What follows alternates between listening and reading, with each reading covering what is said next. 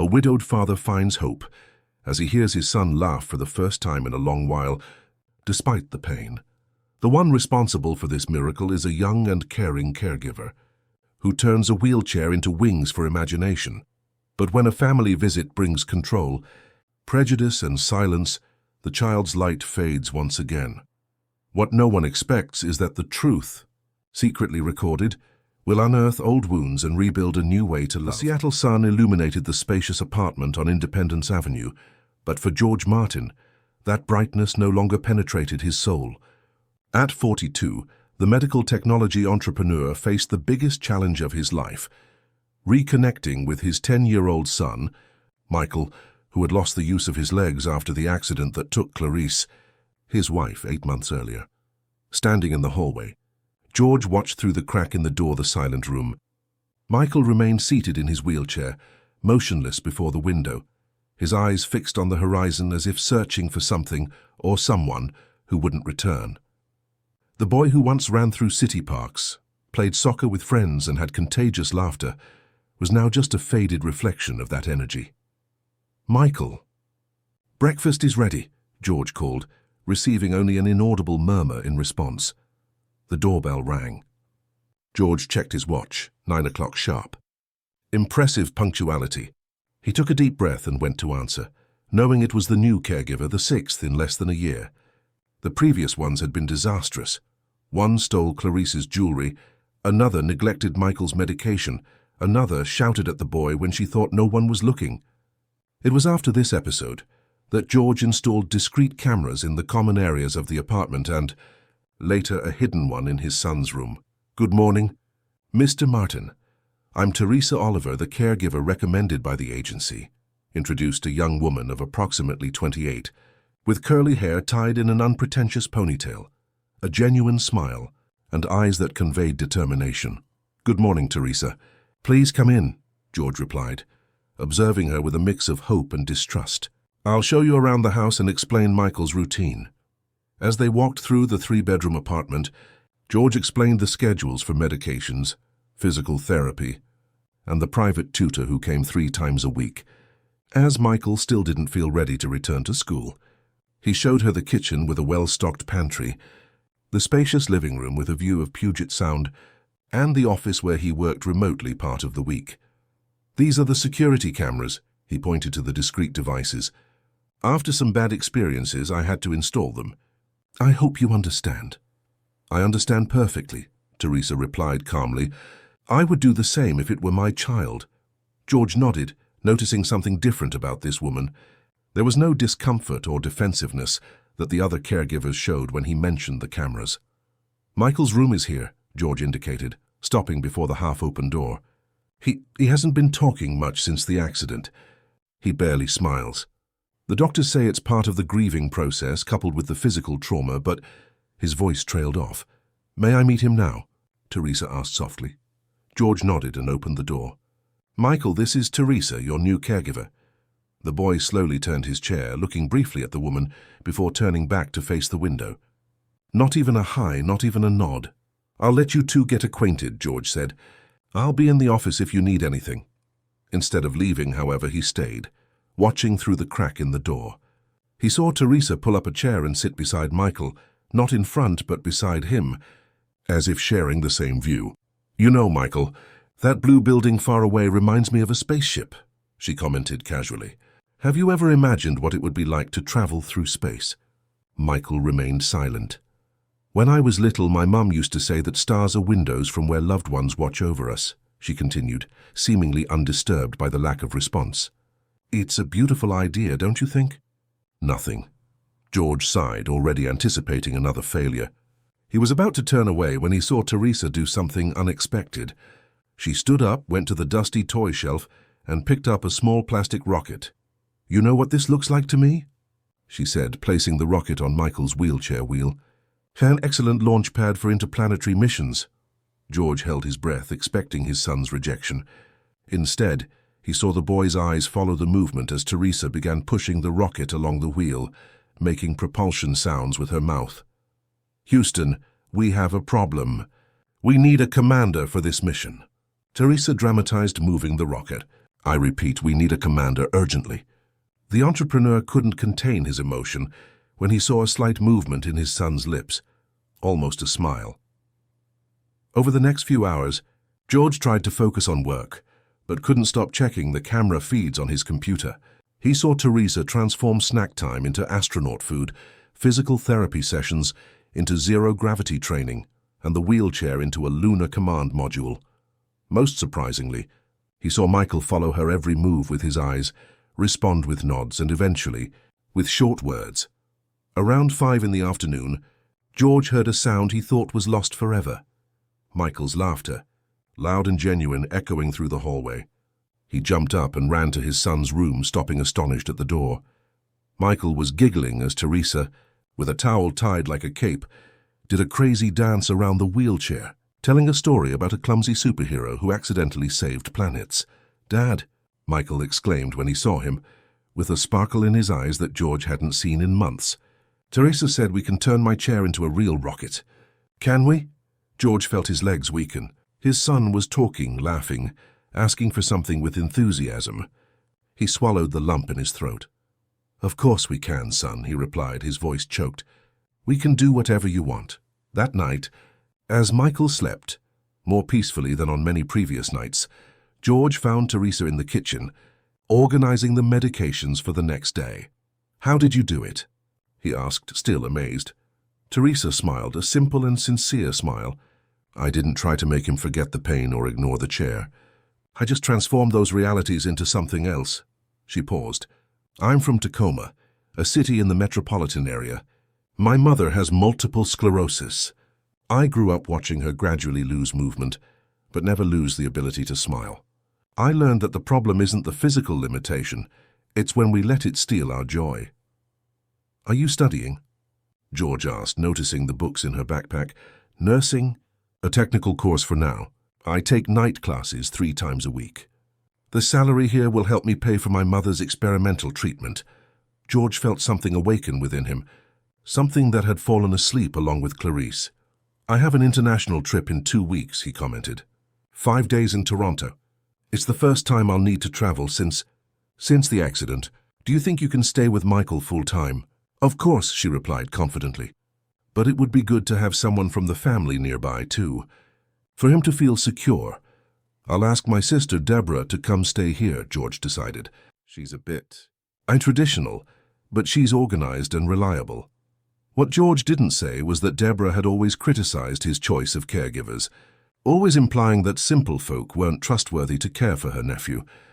But now, seeing his son smile again, he was determined to protect that newfound connection, even if he had to take precautions.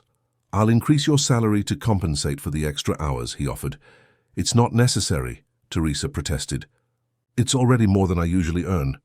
"I insist." "What you did today," George took a deep breath, fighting back emotion.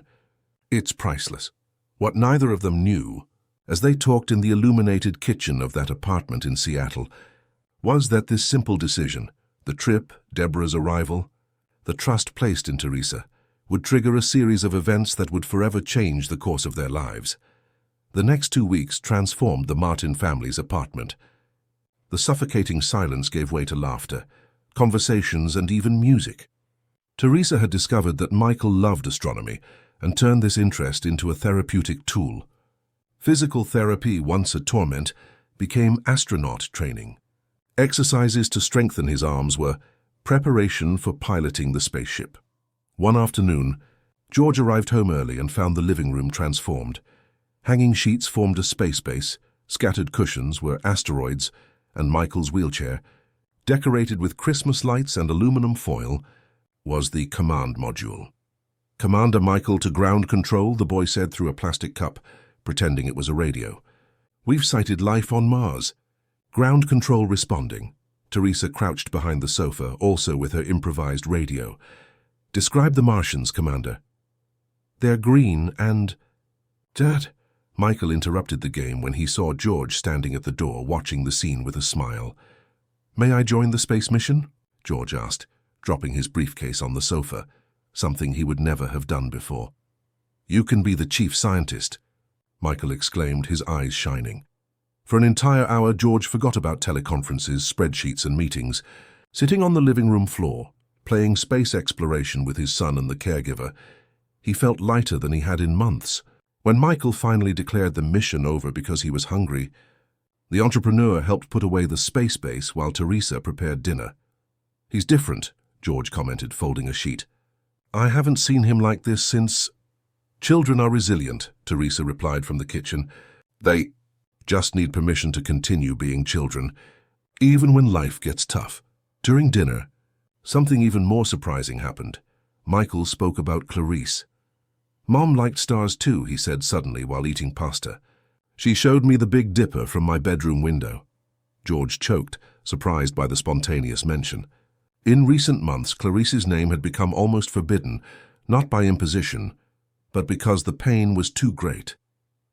"That's right," George confirmed, recovering. "Your mom loved astronomy. Did you know she studied physics before switching to architecture?" "No," Michael replied, genuinely interested. "She never told me. She changed majors in her second year, but she never lost her fascination with the universe," George continued, feeling an indescribable relief at being able to talk about his wife without the pain suffocating his words.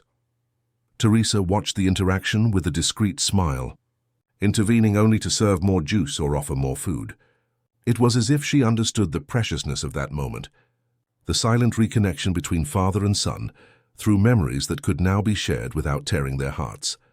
Later, when Michael was already asleep, George found Teresa on the balcony, admiring the city lights. "Thank you," he said simply. "I just did my job." She replied without affectation. "No," George insisted. "What you did goes far beyond your job. You gave my son back to me." Teresa blushed slightly under the soft balcony light. "Michael is an incredible child. Strong, intelligent, sensitive. His pain was so great that it blocked all of that, but it was there all along." George observed her profile against the Seattle night skyline. There was something about Teresa that deeply intrigued him. Their serenity almost incongruous with her youth, a wisdom that seemed to come from intensely lived experiences. "And about Toronto," he continued, changing the subject before the silence became awkward. "My sister Deborah confirmed she'll be here. She arrives Sunday and I leave early Monday morning." Something changed in Teresa's expression, an almost imperceptible tension. "Is there a problem?" George asked. No, she quickly replied. "It's just that, well, children usually adapt better when the routine remains consistent, especially children going through trauma." "Deborah is very methodical," George assured her. "She'll follow your guidelines about Michael's routine." Teresa nodded, but George noticed her hesitation. "Is there something else you want to tell me?" The young woman took a deep breath as if weighing her words. "It's just that sometimes very methodical people have difficulty understanding that emotional care is as important as physical care, especially in Michael's case, who is just beginning to reconnect with his emotions." The observation surprised George, not by its content, but by its perceptiveness.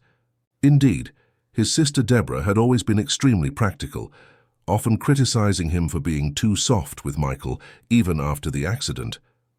"I understand your concern," he replied. "I'll talk to Deborah. Make it clear that Michael's emotional progress is a priority." On Sunday, as agreed, Deborah Martin arrived at the apartment carrying 2 medium-sized suitcases, despite staying only 5 days. At 47, she represented the opposite of Teresa, always impeccably dressed, short and well-cut hair, a posture that exuded authority. She was a financial director at a large bank, divorced 10 years ago, childless by choice. "George, dear," she exclaimed, embracing her brother with formal affection. "You're so thin! Aren't you eating properly?" Before he could answer, she was already heading towards Michael, who was waiting in the living room in his wheelchair. "And there's my favorite nephew." Deborah bent down, kissing him on both cheeks, leaving lipstick marks that she quickly wiped away with a tissue. "Aunt Deborah will take care of you while Daddy travels. We'll have so much fun." Michael cast an uncertain glance at his father, clearly uncomfortable with his aunt's invasive energy. "Hello, you must be Teresa," Deborah said, finally noticing the caregiver, who was discreetly arranging some books on the shelf. "George spoke highly of your work." "Pleased to meet you, Mrs. Martin," Teresa replied politely. Michael and I have established a good routine in recent weeks, so I'd be happy to show it to you. Of course, Deborah replied with a smile that didn't reach her eyes. But you don't need to call me Mrs. or Ma'am. It makes me sound old. The comment sounded more like an order than a casual request. Teresa merely nodded, and George sensed the tension subtly growing in the room. During the rest of Sunday, Deborah closely observed the interactions between Teresa and Michael. She noticed how her nephew laughed at the caregiver's stories, how he sought her approval before answering his aunt's questions, how his eyes sparkled when Teresa proposed new space adventures. That night, after Michael went to sleep and Teresa retired to the smaller guest room, Deborah would stay in the master. His sister approached George in his office. "Don't you think this girl is too intimate with Michael?" she asked, closing the door behind her. George looked up from the documents he was reviewing for the trip. "What do you mean?" "Oh, George, she sits at the table with you as if she were family. Michael treats her as if she were—" She hesitated, as if the next word was difficult to pronounce, as if she were his mother. "And that's a problem?" George questioned, feeling a pang of irritation.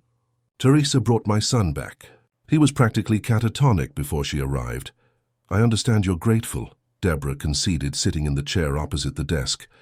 "But there are professional boundaries that need to be respected." "She's an employee, George." "A caregiver." "Michael went through terrible trauma," George argued, keeping his voice low. "He lost his mother, he lost his mobility. If Teresa managed to break through that barrier of pain, I won't question her methods." Deborah sighed, as if talking to a stubborn child. "You've always been like this, little brother. Let your heart rule your head. Am I the only one who sees the risk here? A young, pretty girl from a humble background, gaining the trust of a wealthy widower and his vulnerable son." The comment hit George like a slap. "What are you implying, Deborah?" "Nothing, little brother." She backed off, realizing she had gone too far. "I'm just worried. You've had terrible experiences with previous caregivers.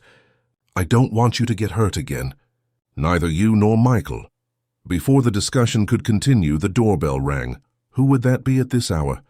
George murmured, checking the clock. Almost 10 p.m. At the front desk, a delivery person brought an urgent package, George's special travel medication, which he had forgotten to pick up at the pharmacy. When he returned to the office, Deborah had already left. Perhaps it was for the best, he thought. The conversation had left him uneasy, and he needed to rest for the long journey the next day. On the morning of his departure, George woke up before dawn. To his surprise, he found Teresa already awake, preparing a hearty breakfast. "You didn't have to get up so early," he commented, genuinely touched by the gesture. "I wanted to make sure you had a good breakfast before your trip," she replied, serving a steaming cup. "Michael asked me to wake him when you were leaving. Thank you for that. For everything." George hesitated, then decided to be honest. "Teresa, my sister, can be a bit controlling sometimes, but she only wants what's best for Michael." Teresa nodded, her face showing understanding. "Don't worry. I'll focus on Michael and keeping the routine that has worked for him. If there's any problem, call me." "Anytime," George insisted. "I'll have my cell phone with me constantly." "It'll be fine," she assured him with a serene smile that, for some reason, instantly calmed his anxiety. "Now I'll go get Michael to say goodbye." As George hugged his son and promised to bring him a telescope as a gift, he couldn't help but notice how Michael looked at Teresa, seeking reassurance, and how Deborah, standing in the hallway in her silk robe, watched the scene with an indecipherable expression. Already in the taxi, on the way to Seattle-Tacoma International Airport, George felt a tightness in his chest. It wasn't just the separation from his son that distressed him, but an inexplicable premonition. Something told him that upon his return, many things would have changed. Less than 24 hours after George's departure, the atmosphere in the apartment had already drastically changed. Deborah woke up early, and even before Teresa could prepare breakfast for Michael as usual, his aunt was already in the kitchen, reorganizing pantries and drawers. "Good morning," Teresa greeted, entering the kitchen. "Michael usually has breakfast around 8. He likes—" "I've already prepared breakfast," Deborah interrupted, indicating a pot on the stove. "Oatmeal with apple. Nutritious and suitable for a developing child." Teresa observed the thick grey paste bubbling in the pot. "Michael prefers whole wheat bread with berry jam. That's what we've been serving, and he's been eating very well." Deborah raised an eyebrow. Jam? Refined sugar in the morning? No wonder George is so disorganized with the diet in this house. She stirred the oatmeal with unnecessary vigor. While I'm here, we'll follow a balanced and educational diet. Teresa took a deep breath, choosing her battles carefully. Mr. Martin left specific instructions for us to maintain Michael's routine. I'm George's sister, dear, Deborah replied with false sweetness. I've known my nephew since he was born. I know what's best for him. When Michael arrived in the kitchen, propelling his wheelchair with the technique Teresa had taught him to perfect in recent weeks, his morning smile vanished upon seeing the bowl of oatmeal Deborah placed in front of him. Where's my bread and jam? He asked, looking at Teresa. Before the caregiver could answer, Deborah intervened. Aunt Deborah prepared a special breakfast for you today. Nutritious oatmeal to give your muscles strength. She smiled, pushing the bowl closer to her nephew. Come on, try it. Michael tasted a spoonful and made a face. I don't like it. It's tasteless. That's because you're used to too much sugar, Deborah replied firmly. Eat it all, Michael. Don't be ungrateful. Teresa watched the scene with growing discomfort. In recent weeks, one of the biggest achievements had been precisely getting Michael to eat properly. The boy had lost weight after the accident, refusing to eat for days. Establishing an enjoyable eating routine had been a hard-won victory. Perhaps we could add a little cinnamon or honey? Teresa suggested gently, to improve the flavor without compromising nutritional quality. The look Deborah shot Teresa was glacial. I don't need culinary advice, thank you. Michael needs to learn that not everything in life tastes like dessert. The rest of breakfast proceeded in tense silence. Michael ate less than half of the oatmeal, pushing the bowl away as soon as Deborah got distracted answering a work call. Later, during the physical therapy session, Teresa tried to cheer Michael up with their usual space games. Commander Michael, time to calibrate the thrusters for our next mission. Strong arms, we're almost at Jupiter. Normally, these fantasies inspired Michael to exert himself during exercises. Today, however, the boy merely performed the movements mechanically, his gaze distant. What's wrong, Michael? Teresa asked softly. Is something hurting? Aunt Deborah said all this astronaut stuff is silly, he murmured, avoiding her gaze. She said I'm too old for these childish games. Teresa's heart sank. She said that? Michael nodded. When you went to the bathroom, she said I need to focus on recovery seriously, not with fantasy. Teresa suppressed the indignation growing within her. Michael, look at me, she asked softly. Do you know why we play astronaut during exercises? The boy shrugged. Because astronauts are very strong and brave people who face enormous challenges, she explained. Exactly like you. And do you know what astronauts do when they face difficulties in space? What? He asked, a flicker of interest returning to his gaze. They improvise. They find creative solutions. They use their imagination to solve real problems. Teresa smiled, picking up the small plastic rocket that had become the mascot of their sessions. It's not just a game. It's a way to make the difficult possible. A shy smile began to form on Michael's face, but it was interrupted when the door opened and Deborah entered the room. How's physical therapy going? She asked, critically analyzing Michael's posture. We're making good progress, Teresa replied professionally. Michael can already... I thought the doctor mentioned these exercises should be done twice a day, didn't he? Deborah interrupted, consulting a notebook she held. My notes here say 40 minutes in the morning and 40 in the afternoon. Actually, Teresa explained patiently, Dr. Henry adjusted the protocol last week. A longer session in the morning has shown better results than 2 short ones. Michael can concentrate better. Deborah closed the notebook with a snap. Well, I'll call the doctor and confirm that. I don't like deviations from the original plan. She looked at the plastic rocket in Teresa's hand. And this? Is this part of the medical treatment too? Teresa maintained her composure. It is part of the psychological approach, yes. Turning therapy into something enjoyable increases adherence and reduces stress, which improves physical results. Deborah murmured, clearly unconvinced. Well, when you're done, Michael has math class with his private tutor. No delays, please. When the door closed again, Michael whispered, She doesn't like you. It's not a matter of liking or disliking, Teresa replied, resuming the exercises. Your aunt just has a different view on how to care for you. She doesn't want me to have fun, Michael insisted. "This morning when you went to get my socks, she said you treat me like a baby and that will make me weak." The revelation hit Teresa like a punch to the stomach. It was clear that Deborah used every moment alone with Michael to undermine her relationship with the boy. But why? What was the goal? The rest of the day followed the same pattern. Deborah questioned every aspect of the routine established by Teresa, from lunchtime to the position of Michael's chair during studies. The private tutor, Louise, who came 3 times a week, also seemed disconcerted by Deborah's constant interference, who insisted on sitting through the entire class, taking notes and interrupting with suggestions. That evening, after putting Michael to bed, Teresa found Deborah in the living room, reviewing spreadsheets on her laptop. "May I speak with you for a minute?" Teresa asked, determined to attempt a constructive dialogue. Deborah partially closed the screen as if the documents were confidential. "Of course, what's wrong?" "I've noticed you've made many changes to Michael's routine," Teresa began carefully. "George specifically asked me to maintain consistency, as the boy had started showing significant improvements in recent weeks." Deborah smiled, but the smile didn't reach her eyes. "Teresa, dear, I'm going to be direct with you. I think you've overstepped your duties as a caregiver."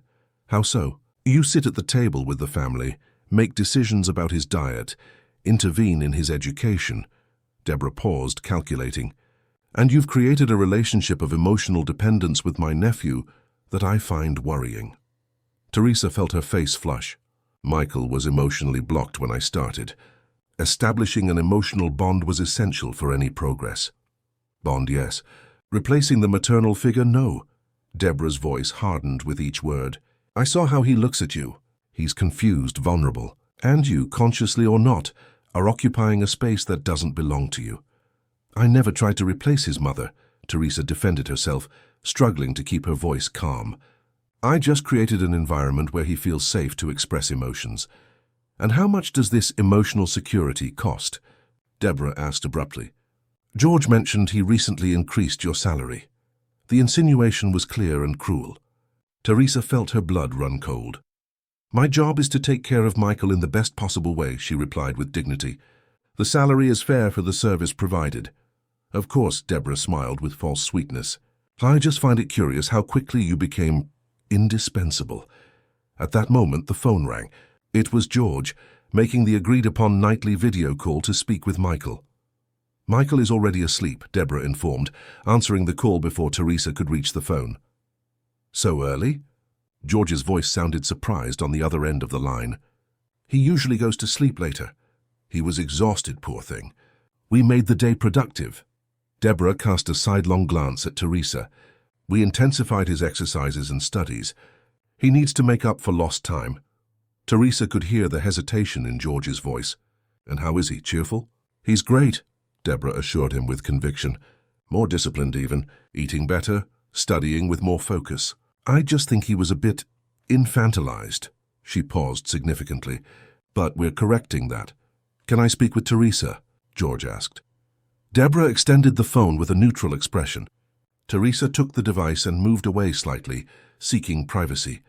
"Hi, George," she said, forcing a light tone. "How's Toronto?"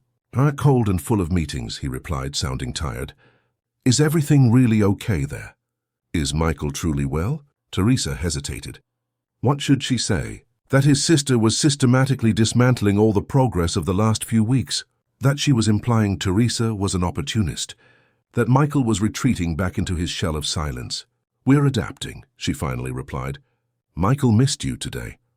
"Are you following the routine we established?"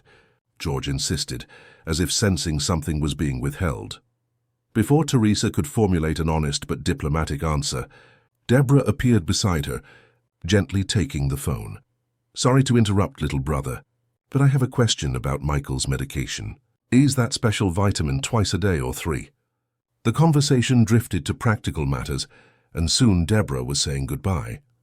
"Get some rest, Gus. Everything's under control here. Kisses." When she hung up, Deborah's smile disappeared. "I think it wasn't clear, so I'll be explicit. While George is away, I set the rules in this house. You are an employee, Teresa. Not family, not an intimate friend, not a confidant. A professional who is paid to perform specific tasks. My specific task is to care for Michael's physical and emotional well-being, Teresa replied, gathering courage. And that's what I intend to continue doing. How touching, Deborah scoffed. Just don't delude yourself into thinking this goes beyond an employment contract. George is an emotionally fragile man who is grateful because you managed to get a few laughs out of his son. Don't confuse gratitude with anything else you might be imagining. The words hit Teresa like poisoned arrows, but she maintained her composure. I never imagined anything beyond my work, which I do with dedication and professionalism. If you'll excuse me, I'll retire now. In the dark hallway on her way to the guest room, Teresa stopped at Michael's door. She opened it silently, just to check if he was all right. The boy was sleeping, but he didn't look peaceful. His face was tense, his fists clenched over the blanket. It's going to be okay, she whispered, more to herself than to him. I won't let them hurt you again. What Teresa didn't know was that, at that exact moment, Deborah was in her own room, sending messages to her brother in Toronto. Gus, we need to talk seriously about this caregiver when you get back. I'm noticing worrying behaviors. Too much closeness, too much familiarity. You know how these situations can get complicated. I'm not saying she's like the others, but we need to set clear boundaries. Michael is emotionally confused, and she seems to be taking advantage of it. Call me when you can talk alone. In Toronto, George read the message with a furrowed brow. Something about those words didn't seem right, but he was thousands of miles away, immersed in complex negotiations, and his sister always had his best interests at heart, didn't she? On the third day of George's trip, the tension in the apartment had escalated to almost unbearable levels. Michael, who had been consistently progressing in therapies, now resisted exercises. During meals, he ate as little as possible, pushing food around his plate without enthusiasm. The sparkle that had returned to his eyes in previous weeks had vanished again. Teresa watched, powerless, as Deborah systematically dismantled the fragile castle of trust she had built with such care. The aunt was always present, monitoring every interaction, intervening in every conversation, subtly criticizing every approach. Michael, you're too old to be fed like a baby, Deborah commented during lunch, when Teresa cut the boy's meat into smaller pieces to make it easier. You need to learn to manage on your own. But my fingers still don't have enough strength to hold the knife properly, Michael protested softly. That's precisely why you need to practice, Deborah insisted. Teresa won't always be here to cut your food, will she? The comment, seemingly innocent, was laden with insinuation. Teresa noticed the frightened look Michael cast her way. I'm not going anywhere. Michael, she assured him softly, ignoring Deborah's silent warning. Later, while the boy rested after physical therapy, Deborah called Teresa to the living room. I need to make a few things clear, she said, sitting upright on the sofa, as if conducting a business meeting. First, stop contradicting my instructions in front of Michael. Second, avoid making promises you can't keep. What promises? Teresa questioned. I'm not going anywhere, Deborah mimicked sarcastically. You're an employee, Teresa. Employees come and go. Creating expectations of permanence is cruel to a child who has already lost his mother. Teresa took a deep breath. Deborah, with all due respect, what you are doing is harmful to Michael. He was progressing, and now he is regressing. He is returning to emotional isolation. What's harmful is this false reality you've created, Deborah retorted. Make-believe games, invented stories. Michael needs to face reality. His mother died, he's in a wheelchair, and fantasy won't solve either problem. The crudeness of the words hit Teresa like a slap. No one is denying reality. We're just finding ways to make it bearable for a 10-year-old child. Deborah stood up, smoothing her impeccable skirt. George called me last night when you were already asleep.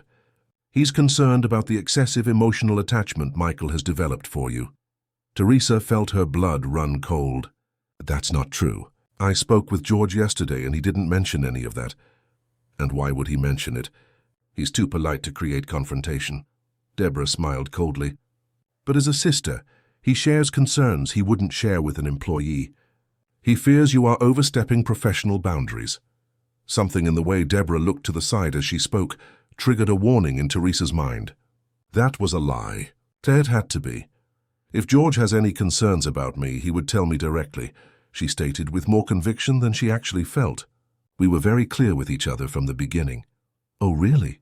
Deborah's smile took on a cruel edge. Do you really believe a man like my brother, a successful executive, widower of an award-winning architect, owner of considerable assets, would see a nursing assistant without a degree as anything more than a service provider? The words were calculated to hurt, and they succeeded. Teresa felt her face burn, but she remained firm. I don't presume anything about how George sees me beyond my professional role. The only thing that matters to me is Michael's well-being. Excellent, Deborah concluded as if she had won an argument. So we understand each other. Your role is to follow my instructions while George is away. And my instructions are more discipline, fewer games, more independence, less coddling. Understood? Before Teresa could reply, they heard a noise coming from the hallway. Michael was there in his wheelchair, his face pale. "Michael!" Teresa exclaimed, worried. "What's wrong? Are you feeling ill?" "I want to talk to my dad," he said, his voice trembling. "I want to talk to him now." Deborah approached, her expression instantly transforming into sweetness. "Darling, Daddy's in a meeting right now. We can call him later." "No!" The boy's vehemence surprised both of them. "I want to talk to him now, please." "Michael, be reasonable," Deborah insisted. "It's almost 2 in the afternoon here, almost noon in Toronto. He's at the business lunch he mentioned yesterday." The boy looked directly at Teresa, his eyes pleading. "Teresa, please, help me." The desperation in his voice was palpable. Teresa didn't hesitate. "I'll try, Michael." "I can't promise he'll answer, but we can try." She took her cell phone from her pocket. Deborah interposed herself. "You will not. I am responsible for Michael while George is away, and I say we will not bother my brother with childish whims." "It's not a whim," Michael protested, tears now streaming down his face. "I want to tell him the truth." "What truth, Michael?" Teresa asked, kneeling to his level, completely ignoring Deborah. "Aunt Deborah keeps saying bad things when you're not around," he replied, sobbing. "She said you're only here for the money, that you'll leave as soon as you get a better job, that you think we're stupid for trusting you." Deborah paled. "Michael, that's a lie. I never said any of that." "But yes, you did," the boy screamed, completely losing control. "You said my dad is an idiot for letting you take care of me. You said the only good caregiver is one who knows her place." Teresa saw Deborah's face contort in momentary fury before she recomposed herself. "Michael is clearly confused, mixing up conversations, misinterpreting." "I'm not confused." The boy's face was red with emotion. "I also don't like the disgusting oatmeal, or the itchy clothes, or the exercises that hurt more the way she makes me do them." Deborah shot Teresa a glacial look. "See what you've caused? Pampering this child so much that now he throws a tantrum when someone demands the slightest bit of discipline." "This isn't a tantrum," Teresa defended, hugging Michael, who was now openly crying. "It's a child expressing that he's being mistreated." "Mistreated?" Deborah let out an incredulous laugh. "Is providing structure, boundaries, and education now abuse? You've completely distorted this boy's reality." At that moment, Teresa's phone rang. It was George. The screen showed a video call. "Answer on speakerphone," Deborah demanded quickly.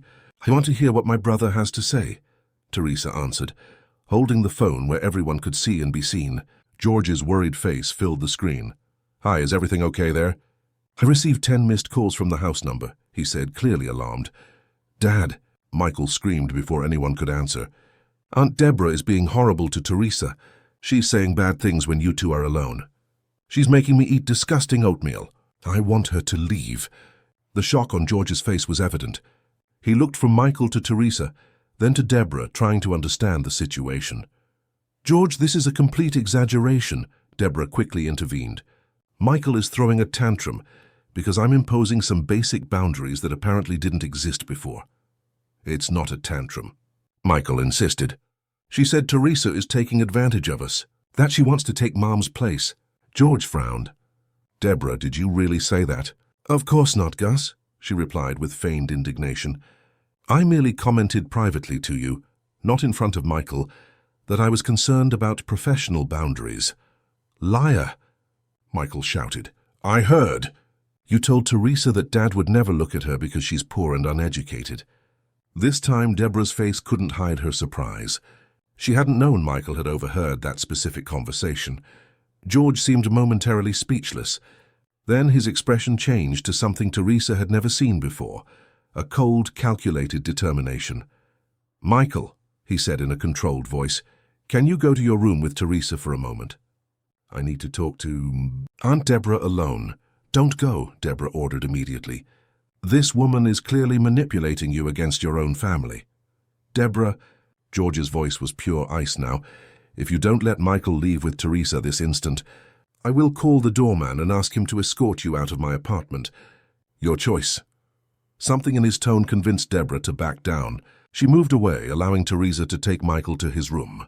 Before leaving, Teresa saw George access something on his computer, his eyes fixed on the screen with an increasingly somber expression.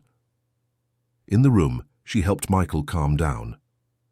"You were very brave," she said, offering him water. "Is she going to make you leave?" he asked, still sobbing. "No," Teresa assured him. "Your dad won't let that happen." "How do you know?" Teresa smiled softly. "Because your dad cares about what makes you happy, and he knows we're good together." Almost 20 minutes passed. Outside, the voices were too muffled to understand what they were saying, but the tone was clearly tense. Then silence. The bedroom door opened, and Deborah appeared, her face pale and her posture rigid. "Teresa, my brother wants to talk to you alone." Teresa hesitated, reluctant to leave Michael. "Go," the boy encouraged. "I'm fine now." In the living room, Deborah handed her the phone without looking her in the eyes and retired to her room. On the screen, George's face was grave. "Teresa," he began, "I apologize for what you and Michael went through." "George, Please, let me finish," he interrupted gently. "I just checked the security camera recordings." Teresa froze. She had completely forgotten about the cameras in the common areas. "I saw and heard enough to understand what's been happening," George continued. "I also accessed the camera in Michael's room." Teresa's heart raced. "There was a camera in his room?" "I didn't know. It was installed after one of the previous caregivers. Well, it doesn't matter now. The important thing is that I could see how Deborah treated you and Michael when she thought no one was looking." His face showed a mix of disappointment and contained anger. "I'm coming back tomorrow. I managed to reschedule my commitments. I don't want to cause problems between you," Teresa said, suddenly feeling guilty. "You caused nothing," George stated firmly. "Deborah created this situation herself. I would have noticed sooner if I hadn't had so much trust in her." He paused, seeming to choose his words. "Please just bear with it for one more day. I asked her not to interfere with your routine anymore until I return." "And she agreed?" "She had no choice," he replied simply. "Meanwhile, go back to doing things as before. Michael needs that stability." When he hung up, Teresa remained standing in the living room for a few moments, processing everything. Part of her felt relief that George had discovered the truth. Another part feared the consequences of this family conflict. Returning to Michael's room, she found him calmer, but still apprehensive. "What did Dad say?" he asked immediately. "He said he's coming back tomorrow," Teresa replied, sitting on the edge of the bed, "and that we can go back to our normal routine until then." "And Aunt Deborah?" "She'll leave us alone," Teresa smiled, picking up the plastic rocket from the bedside table. "How about we resume our space mission?" Michael smiled for the first time that day. "Can we simulate a solar storm?" "Of course we can. In fact, I think it's time for Commander Michael to make an important communication to ground control. Something about a new habitable planet." As they resumed the game that brought so much joy to the boy, Deborah watched through the crack in the door, her face contorted in a bitter expression. In her room, her suitcase was already partially packed, but she had no intention of leaving without a fight. That night, after putting Michael to sleep, Teresa found a note slipped under her bedroom door. "Enjoy your temporary victory. George is my brother. Blood is thicker than any cheap enchantment. When the dust settles, he'll see who you really are. And I'll be there to pick up the pieces." Teresa crumpled the note and threw it in the trash. She would not be intimidated, not when it was so clear what was at stake: Michael's well-being and the trust George had placed in her. In Toronto, George spent the night awake, repeatedly reviewing the camera recordings, feeling a mix of anger and guilt with each scene he witnessed. How could he have been so wrong about his own sister? And how lucky was he to have found someone like Teresa, who remained steadfast despite everything? As the night progressed, a certainty grew in his heart. Something would need to change permanently when he returned home. And it wouldn't just be Deborah's presence in their lives. The morning before George's return, dawned as heavy as the Seattle sky before a storm. Deborah remained isolated in her room, emerging only to make coffee or answer work calls. When she crossed paths with Teresa or Michael in the hallways, she limited herself to a stiff nod without words. Michael, on the other hand, seemed to have regained some of his vitality. During breakfast, whole wheat bread with berry jam as he preferred, he asked Teresa in a low voice, "What's going to happen when Dad comes back?" Teresa poured fresh orange juice as she thought about the best answer. "You two will talk. Your dad will listen to you, and together you'll decide what's best." "Are you leaving?" The question was laden with anxiety. "Not if your dad still wants me to work here," she replied honestly. "And not if you still want me to stay." "I do," Michael affirmed with surprising conviction. Then softer, "I think Dad wants you two too." Something in the way the boy said that made Teresa blush slightly. She focused on arranging the cutlery to disguise it. "And Aunt Deborah?" Michael continued. "Is she leaving?" "That's something your dad will decide," Teresa replied diplomatically. "I hope so," the boy murmured, taking a big bite of his bread. The rest of the morning passed in a nearly normal routine. Teresa conducted Michael's physical therapy with the usual space references, eliciting smiles from the boy. Afterward, he had his English lesson with the private tutor, who discreetly commented to Teresa about the improvement in the student's mood compared to previous days. At 3 in the afternoon, while Michael rested after lunch, the intercom rang. Teresa answered, and the doorman's voice announced, "Mrs. Oliver, Mr. Martin has just arrived." "He's coming up." Her heart raced. He wasn't expected until the end of the day. Quickly, she checked if the apartment was in order and went to wake Michael. "Michael," she called softly, "your dad's here." The boy woke instantly, as if he hadn't really been sleeping. "Already? Good." Deborah also heard the intercom.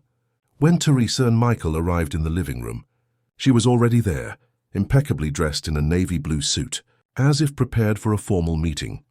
The sound of the key in the lock made the three freeze momentarily. George entered, his face marked by travel fatigue, but his eyes alert and determined. He carried only a small carry-on bag. The rest of his luggage would probably come later. "Dad!" Michael exclaimed, propelling his chair towards him. George knelt to hug his son for a long time. "I missed you, champ." "Me too," Michael replied, refusing to let go of his father. Finally, George stood up and faced the two women. His gaze briefly passed over Teresa, conveying something that seemed like gratitude, before fixing on Deborah. "We weren't expecting you so early," Deborah commented, trying to maintain a light tone.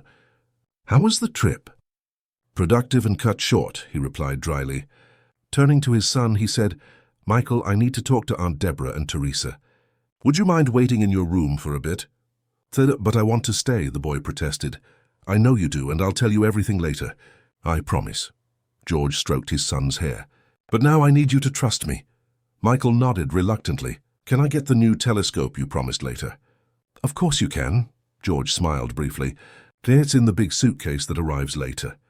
When Michael left the room, silence weighed for a few moments. It was George who broke it. "Teresa, could you give us a few minutes?" "I'd like to speak with my sister first." "Of course," she replied, feeling relieved not to have to witness what would certainly be a tense conversation. "Please stay in the kitchen," he asked. "I'll call you shortly." Teresa nodded and withdrew, feeling Deborah's icy gaze on her back. In the kitchen, she sat at the table, trying not to hear the voices that soon rose in the living room. It was impossible, however, not to catch fragments, completely unacceptable. George's voice, controlled but firm, and you can't believe her instead of your own sister. Deborah, alternating between indignation and pleading. "I saw the recordings, Deborah. I heard what you said when you thought no one was looking." There was a pause, followed by a lower, more intense tone that Teresa couldn't discern. Then Deborah's voice rose again. "She's an opportunist, George. Don't you see it? A young woman from a humble background, without a complete education, who suddenly becomes indispensable to a rich widower and his vulnerable son. It's the oldest trick in the book. That's enough." George's voice was thunder. "I will not allow you to continue distilling this prejudice, disguised as concern. The only trick here was the one you tried to pull, undermining my son's trust in someone who helped him when..." No one else could. Teresa felt her face burn. She didn't want to hear this. She felt she was violating family privacy, but at the same time, her heart warmed at hearing George defend her. The discussion continued for a few minutes, the voices eventually lowering to an inaudible murmur, then silence. The kitchen door opened and George entered. His face was tense but composed. "I'm sorry about that," he said, sitting opposite her. "You probably heard more than you would have liked." "I tried not to listen," Teresa replied sincerely. "Deborah is packing her things," George informed. "I called a taxi that will arrive in 20 minutes. Teresa nodded, not knowing what to say. "Before we talk about everything," he continued, "I want to thank you for protecting Michael, for not giving up despite the circumstances, for maintaining your professionalism when my own sister lost hers." "I just did what was right," Teresa replied, looking away towards the window. Outside, heavy clouds confirmed that the storm was approaching. "You did much more than that," George insisted. He hesitated, as if choosing his next words carefully. "Teresa, what Deborah said about you, about your intentions, I want you to know that I never believed it." Teresa felt a lump in her throat. "Thank you for your trust." "It's not just trust," George continued, leaning forward. "It's—" He was interrupted by the sound of firm footsteps in the hallway. Deborah appeared at the kitchen door, dragging a wheeled suitcase. Her face was composed, but her eyes revealed contained fury. "I'm leaving," she announced unnecessarily. "The taxi has arrived." "I'll see you to the door," George said, standing up. "You don't need to," she replied coldly. Then, turning to Teresa, "Enjoy your temporary victory, dear. Just remember that nothing lasts forever." "Deborah," George warned, "don't make this any worse." The woman gave a bitter smile. "Worse? My own brother throwing me out of his house to defend a stranger. I don't know how it could get any worse."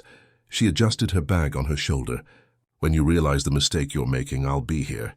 Family always is, no matter what." With those words, she turned and left. Moments later, they heard the front door close. George sat back down, running his hands over his face in a gesture of exhaustion. "I'm sorry you had to witness that." "I'm sorry," Teresa replied. "I never wanted to cause conflict between you." "You caused nothing," he affirmed with conviction. "Deborah has always had difficulties with certain things. Control, mainly, and prejudice that she disguises as concern for appearances." He sighed. "Still, I never imagined she could be so cruel to Michael, or so unfair to you." "She loves you," Teresa offered, feeling a strange need to alleviate the guilt she saw in his eyes. "She just expressed it the wrong way." George looked at her with an indescribable expression. "How can you defend someone who tried to harm you in every way?" Teresa reflected for a moment. "I'm not defending what she did. I just think complicated people usually have complicated reasons. My mother often says that extreme anger usually hides extreme fear." "What fear could Deborah have?" "Of losing you, perhaps. Of no longer being needed. Of being replaced." George considered her words. "You're surprising, you know. Most people would be demanding resignation or retraction, not offering psychological insights about who hurt them." Teresa smiled shyly. "I'm not that noble. I confess I was very relieved when you discovered the truth, and very grateful that you believed in me." "Speaking of truth," George said, his expression becoming more serious, "there's something important we need to discuss." Teresa's heart raced. "What?" "My relationship with you," he replied directly, "and what that means for the future." Before he could continue, however, they heard Michael's voice calling from the hallway. "Dad? Can I come back now? Has Aunt Deborah left?" George cast an apologetic look at Teresa. "Can we continue this conversation later?" She nodded, a mix of relief and disappointment coursing through her body. "Of course. Michael needs you now." The afternoon that followed was dedicated to re-establishing normalcy. Michael told his father in detail about his days with Deborah, sparing no detail of the horrible things his aunt had said and done. George listened patiently, occasionally glancing at Teresa, who remained discreetly busy tidying the house. "And she made Teresa cry, Dad," Michael concluded indignantly. "I saw her when she left the room one night. She was wiping her face, but you could tell she had cried." Teresa felt her face flush. She didn't know Michael had seen her that night, after a particularly harsh conversation with Deborah. "I'm so sorry for all of this, son," George said, hugging Michael. "I shouldn't have left you with her." It wasn't your fault, the boy replied with surprising maturity. You didn't know she was like that. Adults make mistakes too, don't they? George smiled, touched by his son's understanding. Yes, they do, and some mistakes require important changes to be corrected. As night fell, Teresa prepared a special dinner to celebrate George's return. Salmon fillet with grilled vegetables and mashed potatoes, one of Michael's favorite dishes. The three dined together, in a lighter atmosphere than in previous days. Dad, Michael said while enjoying dessert, now that Aunt Deborah is gone, will Teresa keep living with us? Even when you're home? George exchanged a quick glance with Teresa. Well, normally Teresa works during the day and goes home at night. She only stayed here because I was traveling. But she could live with us, couldn't she? The boy insisted. The house is big, and then I wouldn't have to be sad when she leaves at the end of the day. Teresa gently intervened. Michael, your dad and you need time together, as a family. It's not healthy for me to always be present. But your family too, Michael affirmed with the direct simplicity of children. At least that's how I feel. A significant silence fell over the table. Teresa didn't know where to look. George seemed equally disconcerted. Look, Michael continued, seizing the opening. You two like each other, isn't it obvious? Dad, you smile every time Teresa enters the room. And Teresa, you get all red when Dad compliments you. Michael, Teresa exclaimed, feeling her face burn exactly as the boy described. Am I lying? He challenged, a mischievous glint in his eyes. I think it's time for someone to take a bath and go to bed, George announced, though his own face had acquired a rosy hue. Okay, Michael conceded, laughing at the adult's reaction. But think about it, Dad, it would be cool, wouldn't it? Later, after putting Michael to bed, Teresa found George on the balcony, contemplating the illuminated city. The promised rain had finally fallen, and now only a fine drizzle persisted, giving the urban lights a diffused, dreamlike glow. I'm sorry about Michael, she said, stopping beside him, maintaining a respectful distance. Children have no filter. George smiled without taking his eyes off the horizon. And that's why they're so honest. Teresa didn't know how to respond. They stood in silence for a few moments, just listening to the soft sound of the rain. Teresa, George finally began, turning to face her. Before we were interrupted, I was going to say something important. Yes? Her heart raced again. These months you've been with us, they've changed everything. Not just for Michael, whom you brought back to life, but for me too. He paused as if gathering courage. I was lost after losing Clarice, functioning on autopilot. You not only gave me my son back, but you also reminded me that there is still beauty in the world, that there is still a possibility of joy. George, Please, let me finish, he requested softly. What Deborah said about your intentions made me realize something important. Not just that she was completely wrong, but that perhaps I have developed feelings that go beyond professional gratitude. Teresa felt the air leave her for a moment. Was she really hearing that? And that scares me, George confessed. Not because I doubt you, I never did, but because I'm afraid I'm confusing things, afraid I'm clinging to the first person who brought light back into our home. I understand, Teresa replied, surprised by her own calm despite her racing heart. It's normal to have that doubt. But then, he continued, taking a step towards her, I realized something during these days away, something that became even clearer when I saw how Deborah treated you. I realized that it's not just gratitude or loneliness or confusion. It's something deeper. The rain suddenly intensified outside, as if the sky responded to the growing tension between them. What I'm awkwardly trying to say, George continued, is that I would like to explore this possibility of us. If you also feel there's something here worth investigating. Teresa took a deep breath. I've also been feeling things that go beyond the professional, she admitted. But I always suppressed those feelings. It seemed inappropriate, improper. Why? He asked softly. Because I'm your son's caregiver. Because I come from a different world than yours. Because, she hesitated, because Deborah was right about one thing. People like you usually don't end up with people like me. George gently touched her face, making her look at him. What kind of people would those be, Teresa? Good people? Brave people? People who love without reservations and give without expecting anything in return? Her eyes welled up. You know what I mean. I do, he replied firmly.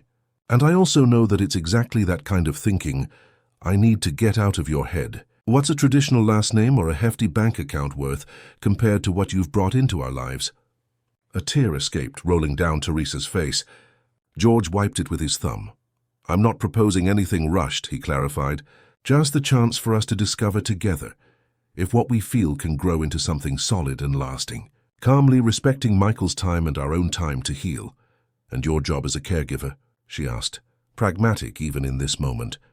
"It would continue for now, but with adjustments.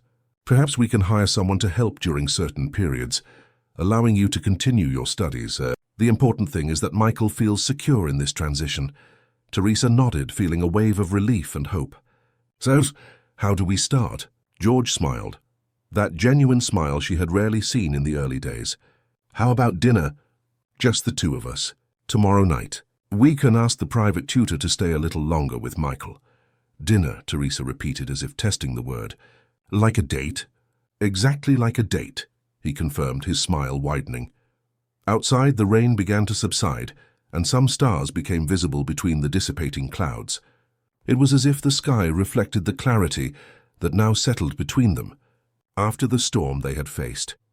In the next room, unbeknownst to them, Michael watched through the crack in the door, a giant smile illuminating his face.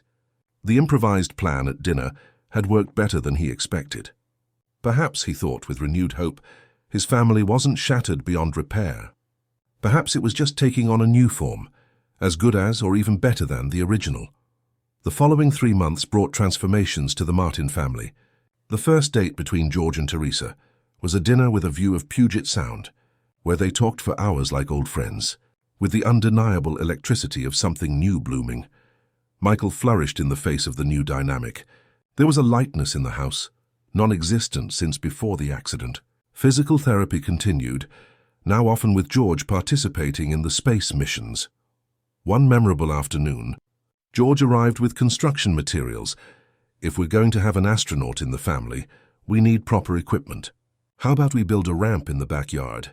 The project occupied them for 2 weekends. Teresa proved skillful with tools, while George demonstrated a talent for artistic painting, creating a starry sky on the side of the ramp. "Where did you learn to paint like that?" Teresa asked admiringly. "Clarice taught me," he replied with a nostalgic smile, but no longer devastated by pain. The inauguration of the Michael Martin Intergalactic Launch Ramp was celebrated with a barbecue. Teresa invited her mother, Mrs. Cecilia, who came in her wheelchair, establishing a special connection with Michael. "So you're also in a wheelchair?" the boy asked. "I am, dear, for 6 years now." "It's annoying sometimes, right?" "Sometimes it's very annoying," she agreed. "But I learned that the chair is just where I sit, not who I am." That phrase deeply affected Michael. Teresa says something similar, and that it doesn't matter how I move, what matters is where I want to go. After everyone left and Michael was asleep, George and Teresa sat on the balcony. "Michael asked me today if you're my girlfriend," George commented. "And what did you say?" "To him, I asked if he would think it was good. He said it would be really cool, but that I needed to make it official soon because adults drag things out too much." George took her hands. "Teresa Oliver, will you officially be my girlfriend?" "I accept," she smiled. George handed her a small rocket-shaped pendant. "To remember how it all began," he explained. Life was getting back on track. George reduced his hours at the office. Teresa continued as a caregiver, but the dynamic had transformed.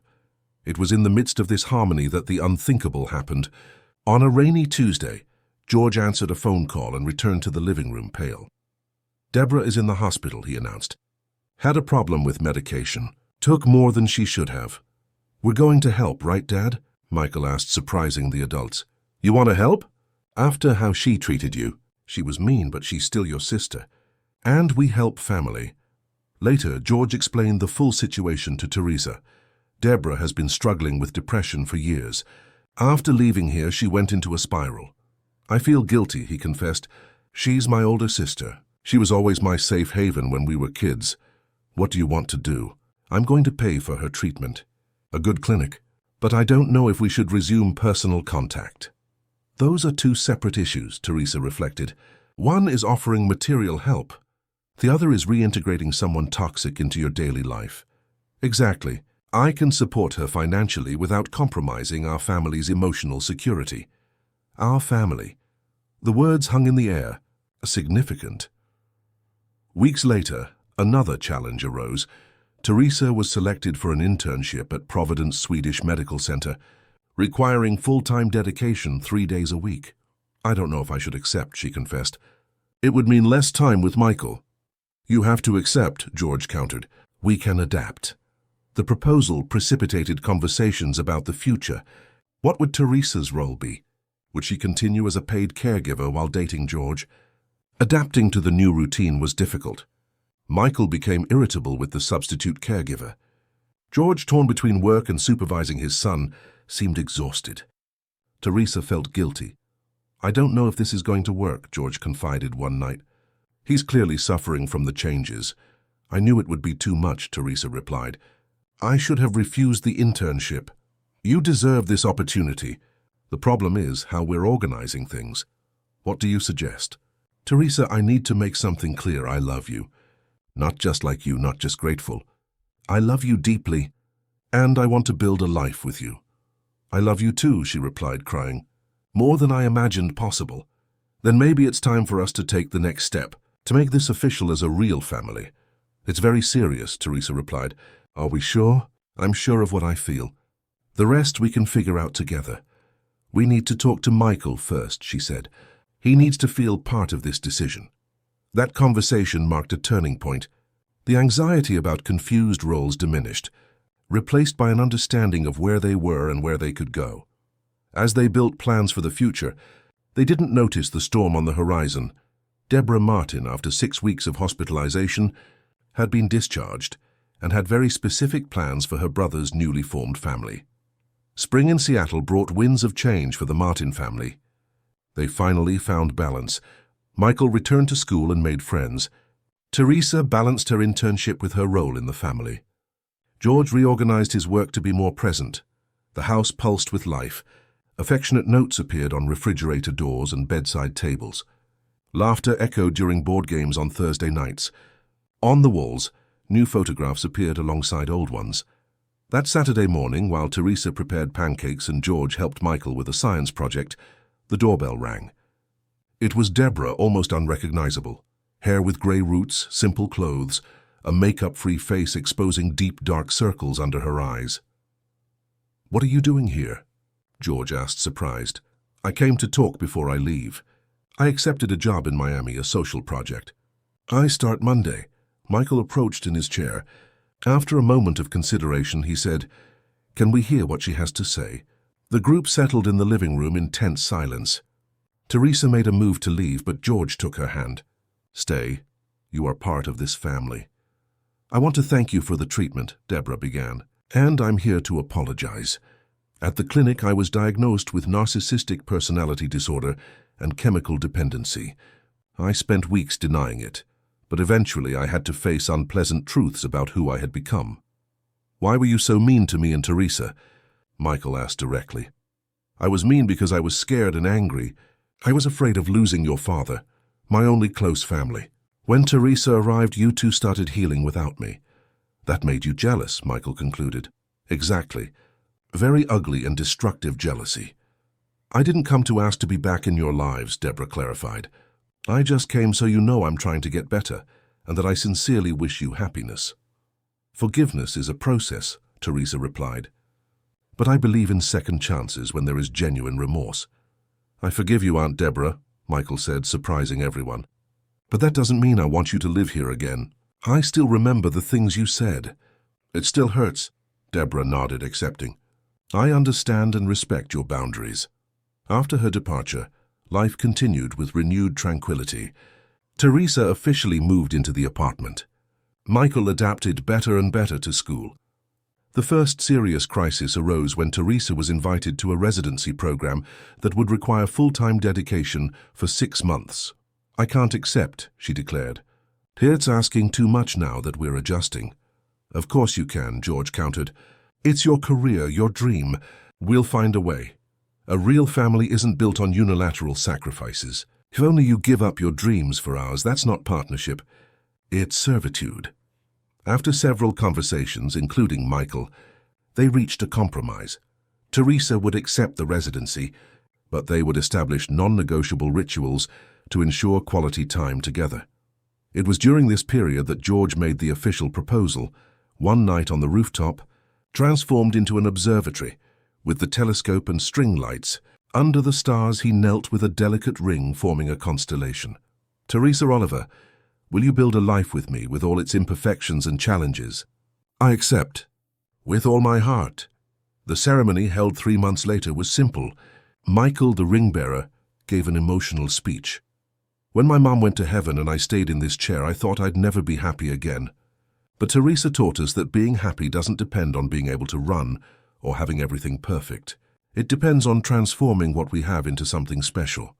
The following months brought new challenges. Teresa's residency was exhausting. Michael began competing in adaptive basketball. George faced a crisis at his company. They established routines that anchored their daily lives. Breakfast together, hidden love notes, one night a week for stories and games. It wasn't perfect. There were arguments about wet towels on the bed, last-minute school projects, forgotten ingredients for special dinners. But they learned to disagree without destroying, to listen as much as they spoke, to offer sincere apologies. They learned that family is not the absence of conflict, but the ability to navigate it together. A year after the wedding, preparing pancakes while George and Michael set the table, Teresa felt flooded with gratitude. "I was just thinking about how we got here, about all the things that could have gone wrong. We chose the harder path, facing the truth," George said. Later, watching Michael demonstrate wheelchair maneuvers, George whispered, "You know what's impressive? That our greatest challenge brought our greatest joy. If it weren't for the accident, maybe we never would have met." "I think that's what resilience means," Teresa reflected. "Not just surviving the storms, but finding rainbows in the middle of them." Michael approached, sweaty and proud. "Mom, do you think I can show this at next month's competition?" Teresa felt her heart expand with that word. Mom. It was still new. This title he had started using spontaneously after the wedding. "I think you'll impress all the judges," she replied, hugging him. That night, under the stars, George embraced Teresa from behind. "What are you thinking about?" About how something that began with so much pain could transform into so much joy. Perhaps that's the biggest lesson we learned. That scars are not just marks of past wounds, but maps to new places. I like that idea, that our scars guided us to each other and to the family we built. As they kissed under the starry sky, a shooting star streaked across the firmament, as if the universe offered its blessing to this family that, born of pain, had grown in commitment and strengthened in daily, imperfect but true love. The end of the story.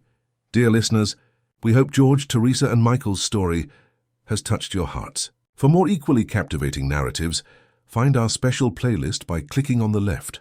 Don't forget to subscribe to our channel and leave a like. Every day we bring stories that explore the complexity of life and the beauty of human relationships. Leave other topics you'd like to see covered in the comments. Until next time.